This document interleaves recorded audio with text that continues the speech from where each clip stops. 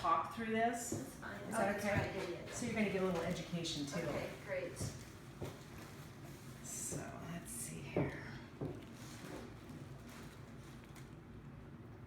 You can hold on for just a minute, Tanya. So I'm going to put the pellets here on the tray.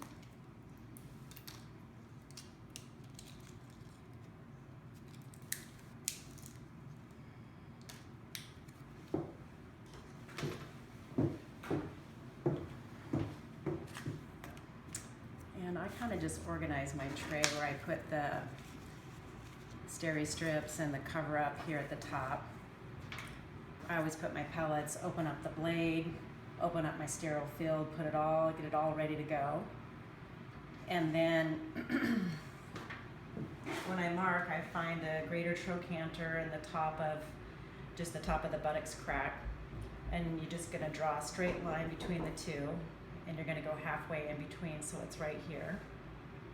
And I just mark a little X here because I want to put it in this soft area right here.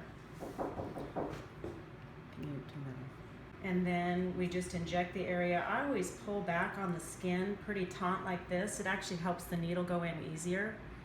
And then I just tell the patient you're going to feel a little stick. And I just go in right here, and you're going to make a bleb. So you have the bevel up, and you just make a little bleb in the skin because you want to numb this initial area. And you see the bleb forming, which is kind of key because that's where you're going to actually make the incision. And then you're just going to go directly towards the trochanter, and you're going to inject 10 cc's of xylocaine with epinephrine. This actually has 2 cc's of bicarb in it also, and I'm just injecting in this track right through here.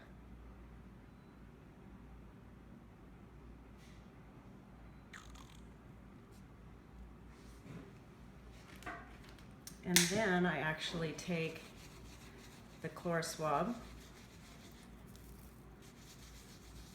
and clean the area. I haven't had one infection yet, which is good. And then, I'm going to show what I'm doing here. And then I put on the sterile gloves. The procedure actually doesn't call for sterile gloves. This part is sterile. You don't have to use sterile gloves if you don't touch the bottom of the instruments. But since I haven't had one infection in 800 insertions or so, I think it's important to use sterile gloves. So some people will take the sterile field of the gloves and actually put it right here just in case you drop a pellet. You can do that. And then you can put your gauze down there. And then the next thing I do is I actually load the pellets into the stainless steel cup. So they're all in there. And then I get my trocar ready, and all this time this numbing medication is taking effect. So this is the two married ends of the trocar. So the pointed end goes first, and you just load it in here. And it has a locking mechanism, so it actually fits together like that. So this is the first one you're going to use. Some people use a handle with a blade. I don't. I just use the straight blade. And then we're just going to go in right where we made the bleb, and we're only going to do a 4 millimeter or less transverse incision, so it's just really small.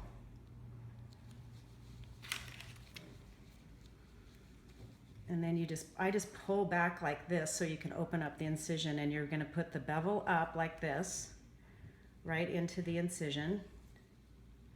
And then you turn it. This is kind of key. I'm pulling right here with my fingers back, and I'm going right along to the trocar, along my injection line, and I'm twisting and pushing all the way up to the end of the trocar.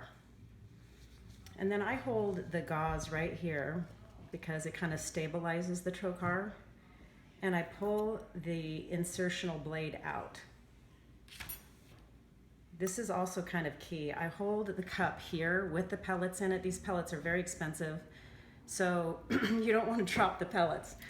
So I hold the cup here. That way if I drop it or you get nervous and something happens or the patient moves, you're dropping the pellet into the actual cup because they're tiny.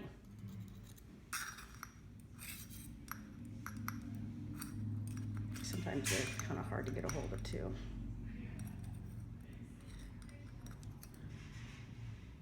So you put the big ones in first, followed by the small ones. And then you just push them in as you go. So this is the flat end blade of the trocar, and then you push them all the way in. So you have to kind of stabilize the end of the trocar with your fingers and then just push them in. They actually go in quite easy. So now you can put your cup down, and then you just hold the whole thing together and pull it out.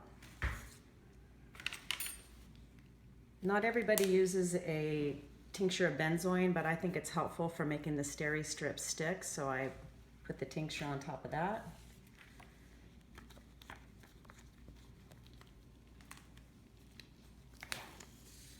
And I hold the gauze, everybody has their own technique, but I hold the gauze over the incisions just so it's not bleeding.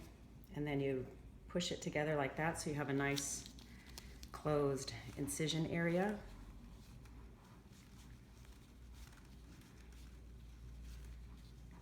The steri strips stay on for 3 days and they should not get wet.